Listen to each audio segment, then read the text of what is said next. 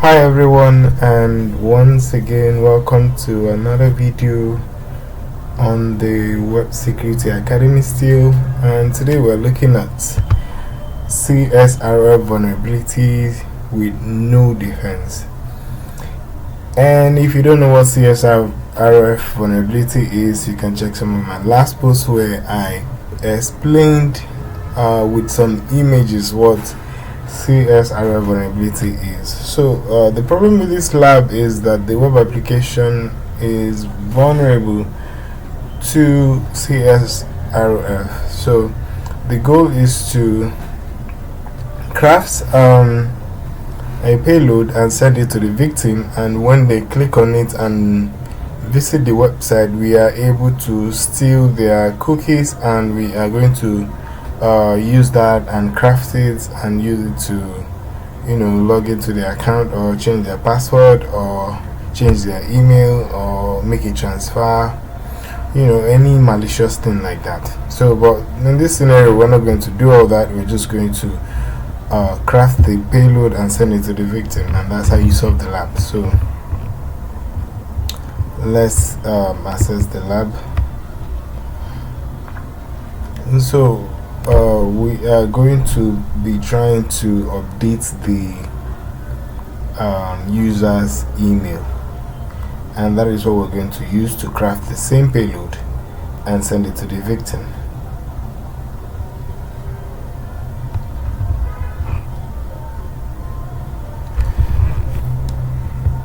Alright, so our lab is fully loaded, and we're going to go to my account.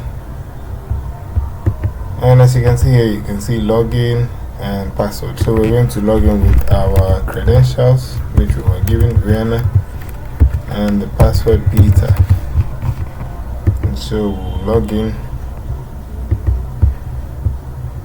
And if you look over here, you can see we have our bot suite running in the background. So we're just going to clear everything in the HTTP history as usual, so we can see every new request coming in. So we're going to update the email. We'll simply say securityman at gmail.com, and click update, and then we'll look for that request here. It's a post request to the endpoint change email. And so we're going to click in this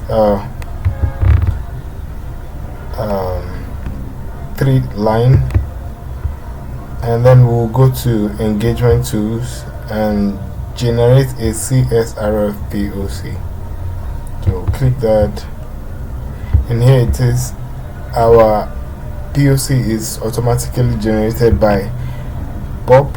And as you know, this is completely for learning purpose only. You're not meant to do this against a web application. You are not authorized. So we'll come here to the options. We're supposed to include auto submit script, but that is checked already, so we'll leave it as that. And then we come here, we copy the HTML. That's copying our payload, and then we'll go back to the browser. We'll go to our exploit server. Let's wait for that to load. So our exploit server is fully loaded, and we'll come to the body and we'll paste our payload here, and we have to change the email address to that of the victim, right? So we just put victim at gmail.com. So we'll store that, and since it's stored, we'll click deliver to victim,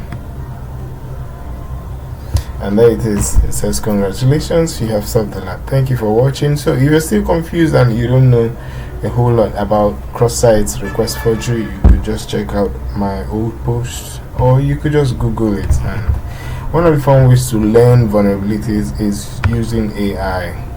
Ask questions and you answer them, interact with AI, it gives you a bit more insight into these things. Thank you for watching. Please like the video and follow me for more videos.